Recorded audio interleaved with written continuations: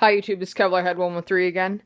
Just want to make a video on my weapon setup. So yeah, I'll start out with my pistol. Sorry if my bed looks a little dirty. I just came in from shooting my 30-30 and for some retarded reason I set it down on my bed. So yeah. So I gotta freaking clean this now. But this is my secondary. It is not working right now. Well, it's working fine. It's just the magazine is leaking. The O-ring right here at the base plate is leaking. But besides that, it's a good gun. SIG p226 by KJW. Here, get the sucker to lock back. I painted it flat black, Rust-Oleum flat black for metal wicker and all that crap. Just finished doing that today. So it's nice flat black compared to the shiny black that it was before. So I think it looks a lot better. And I painted the grips too, so now the grips, I just think they look a lot better. Compared to what it was, because like I said, it was real shiny plastic before, and now it looks a heck of a lot better. So that's what the gun used to look like, that really shiny black, and now it's flat black. I taped everything off so it works fine. Here's my primary. This is my custom GMP M4A1 sopmod. So yeah, let's get started. I run a mixture of JG and D Boys high caps, and then Elite Force mid caps. I run 4 mid caps and then 1 or 2 high caps on me at one time. These Elite Force mags are pretty good. I have a little trouble with feeding on a couple of them. And this glue that they use on this base cap or whatever is so strong that most of the time I either strip it out, as you can tell right there, it kind of looks like it's stripped out, that screw, or it just breaks. So next time I'm probably going to go with a mag brand. I wish I would have went with those to the beginning, but yeah, so next time mag brand. Starting from front muzzle to stock, right up here I have this was a Matrix CQBR front end kit. Originally I liked the look of the MK18, but I played with it in a game last Saturday, I believe it was, and the range just wasn't very good with that short barrel. So I added an extended barrel. So the barrel used to stop like right here. Now it comes out to here. Just a JG 6.04 millimeter inner barrel, 363 millimeter. And then it just has a D-Boys barrel extension, and then the flash hider that came with the front end kit. So yeah, I will be replacing this extension with a JG barrel extension. I ordered that from eBay. It's coming in the mail. So it should be here soon, then I'll do a review on that and update once that's on there. But again, I spray painted this flat black. So you can see it dripped a little bit there, but besides that, it looks good. So yeah, that is that. Let me just get this barrel extension back on here. So, and here now. A little hard to do this one hand trying to screw it on and film. So now it's in place. And then right up here have a Condor tack light. I painted this as well, and the scope rings that I have it mounted with.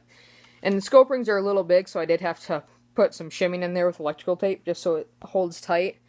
On the flashlight, but right now it's fine, and it's a really bright flashlight. So yeah. So yeah, and like I said, I just have scope rings on here, like They're like $6 for the pack of 2 1-inch scope rings. This flashlight's 100 lumens, powered by 2 AA's. It's not that bright, but it does the job. On this rail, I'll take these rail covers off just so you can kind of see it. Just those two. It's just standard KAC style rail. I did paint this as well too because the paint on it kind of sucks. So yeah, and the rail is loose. I did a couple of things to try to fix that. I tried shims, like to put like some shimming in between that rail. I tried a couple other things, just didn't work. Like tried to put tape on the D-ring just to try to keep it in place, and I just pushed it out too far and it still moved. So I just got some of this. I'm not sure where I got it from, but it's just E6000 like hobby glue, I guess you could, yeah, industrial strength adhesive. You can probably find this at like a hobby shop or whatever, or any like adhesive, strong glue or whatever. I wouldn't recommend super glue just because of how it turns like everything white. But right there, I don't know if you can see it too well. Let's try to get it into the light more. Try to get it to focus. You can kind of see where it's shiny right there. I got to clean it up a little bit more. But I just put that glue on there, put this on, and then used a zip tie to go around it just to kind of clamp it in place. Just to like get it to hold. Like hold it tight while it's drying. It's not completely dried yet. Once it does completely dry, I will put a vertical grip on it. But it takes like 24 hours to completely cure. So I'll just wait till then to put that vertical grip on it. So right now I just have some rail panels on here. And while I have these rail panels off, I'll talk about them. These rail panels are just the, hang on here, I got the packaging. The Tapco Intrafuge multi-platform rail covers. It comes in a pack of 5. I got mine for originally like $17.99 from Dunham's, but they gave me a 20% off coupon, so I took it down to like around like $15 or so, I think. I'm not exactly sure. Like 14 or 15 bucks. But so yeah, comes in a pack of 5. These are the rail covers. As you can see right there, there's like a double ridge right there, so they do expect you to cut these. I did do it with this one, just so it fits right there and covers up that rail, right behind my flashlight. Yeah, it comes in a pack of 5. Really nice rail covers. The rail covers that comes with a CQBR front end kit, they kind of suck. Way too tight on the rail. I had to file them down just to get them to fit. Same thing with the rail when I first got it. It was too big to fit in this end cap, so I had to file it down a little bit. But so yeah. But besides that, from that front end kit, it's a really good kit. Front sight's very nice. Everything's really nice. So yeah. I have a review up on Evite just for that separate one. It's under Anthony S on the like Matrix CTBR front end kit. But it's a really nice kit. I got it for like 56 bucks, I think it was. It was on sale. But yeah, so these rail covers are really nice. I recommend using these rail covers over the ones that come with it, or any other rail covers, because they kind of suck, the ones that come with it. So I'm just gonna put these back on real quick. Yeah, as you can see, they snap in really easily.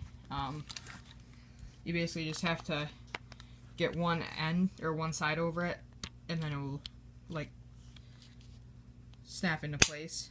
Oh, there's these ridges to hold them into the rail slots. So yeah. And also with that front end kit, I talked to the guy, he said it doesn't come with a gas tube. It does come with a Mott gas tube. Another bad thing with this kit is the delta ring, like the outside part of the delta ring right here, like where you grab onto, pull it back, is kind of big for the like inner barrel nut.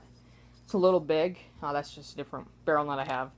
But it's a little big. It moves around a little bit too much for my taste, so I put this other one that I had from a different M4. I put that on there, and it works fine. And also the spring's kind of loose. It's not a very strong spring. that it comes with first. So I put a really strong, I put the spring that it comes with originally in it, and one from my JG M4. Put that in there, so there's 2 springs in there now, and then put it back together. So now it's a really strong delta ring. And yeah, so I got that flashlight and crap. And I'll move on to my sight. It's just a Sight Mark Sure Shot reflex sight, I believe it is. I did a separate video on it before. And I just have a A-frame front sight. My rear sight is the GMP 600 meter flip up sight. Really nice sight. So now let's move on to the main part of the gun, the body and the gearbox and motor and all that crap. This right here is a GMP prokit. You can see right here. Sorry, it's a little upside down, but yeah, just GMP professional training rifle. Really nice. High rate of fire. Really nice. I'll probably put a shooting video up later. But high rate of fire, has an M120 motor in it. GMP M120 motor. And GMP M120 spring in it, I believe. I believe it has the M120 motor and M120 spring. But don't quote me on that. Really nice. It has the fake bolt. When I first got it, I thought it had a bolt catch, but it doesn't. It just says fake bolt there. All GMPs, dust cover does not close. Takes down like really any AEG. Pop out the front pin and slide it off. Doesn't pivot like the real thing. But yeah, it's a really high rate of fire. The motor does get a little hot, but I believe it's around 20 BBs a second. I run it with a Inelec 9.6. So yeah. And then right here I just have, I believe it's a Matrix sling mount in the back. Oh yeah, going back before I forget. The motor connections on this were a little loose when I first got it. Like I said, when I went out Saturday to play with it, the rate of fire was varying a lot. I would get maybe 30 rounds, fast rate of fire, and it would drop like pop, pop, pop, pop, pop, pop, pop, pop. So yeah, and I was really disappointed. I was like, you kidding me? It's a brand new gun. And the battery would die really quick. I'd maybe get a high cap out of it before it would die, like a 300 round high cap, standard M4. So I took these 2 Allen screws out, took that out, and the screws that hold the connectors on, like the going from the battery up to the motor, those connectors has screws to hold them on. Those screws were loose. I tightened those screws up, and it went right back up, and I can get probably about 1,200 to 1,500 rounds on it now, before it dies, and fast rate of fire the whole time. So yeah, just Matrix sling mount. It was curved out a little too far, like these wings, I guess you can call them, were like flared out a little too far, so I would tighten down the buffer tube as tight as it would go, and I could still move it. It was like angled upwards a little bit. So yeah, so I just went out to the vise and cranked it down to flatten it out, and now it's fine. The buffer tube, it's just the Matrix buffer tube on there. I think it was like 16 bucks. Really nice buffer tube. So yeah, it comes with a Allen bolt or whatever to hold it on. Yeah, to hold the buffer tube on. I didn't have an Allen key long enough to go all the way down to the buffer tube and tighten it. So I just took a bolt off of my old JG and put a couple of spacers on it so it was shorter. It was like compared to the one that it comes with. So it was like shorter, so it would work fine. Then this crane stock is the Matrix Fat Subsea crane stock. Really nice crane stock, really high quality. It's a little loose on the buffer tube, so I just put some tape on it, and now it's really tight. You can't access the battery compartment from here. You have to take the tabs out on the front out, and then you can fit a battery in it. It does come with a sling mount. Just messed up my finger or something, I don't know. It does come with a sling mount right here, but I don't use it. I took it off. It just has like a C-clip on the other side. You just have to remove that C-clip and you can pull it right out. So Yeah, sorry, this was a really long video. I didn't expect it to be this long. I expected it to be like 5 minutes, and it turned into 15. But, yeah, it's Kevlar Head 113 signing out.